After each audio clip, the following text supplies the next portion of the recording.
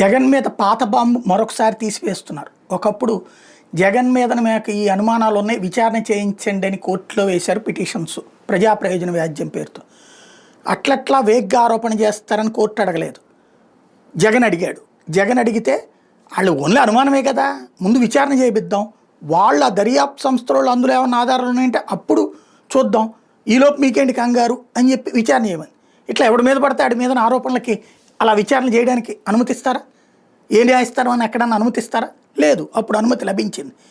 ఏంటి అంటే ఇతని మీద అంత ఆరోపణలు ఉన్నాయి అన్నాడు. ప్రాథమిక ఆధారాలు ఏమి, ఏమన్నా కావాలంటే నేను దర్యాప్తులకు చూపిస్తానంటే బిగించేసి అట్లా జరిగింది. తర్వాతన అందువల్లనే సిబిఐ ఈడీ కేసులు ఫేస్ చేయడం. ఇప్పుడు జగన్ మీద మళ్ళీ అదే న్యాయ అటాక్ జరగబోతోంది.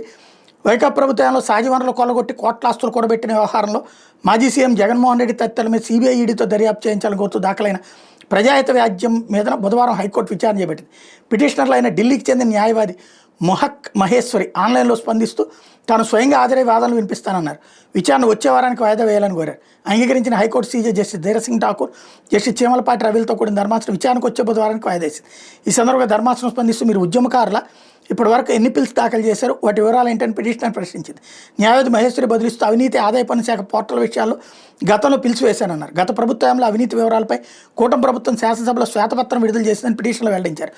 అంశాలను పరిగణలోకి తీసుకుని సిబిఐతో జగన్ తదితరులపై విచారణ జరిపించాలని కోరారు. అంటే ఎవరితోనో ప్లాన్ చేస్తున్నారు ఇప్పుడు.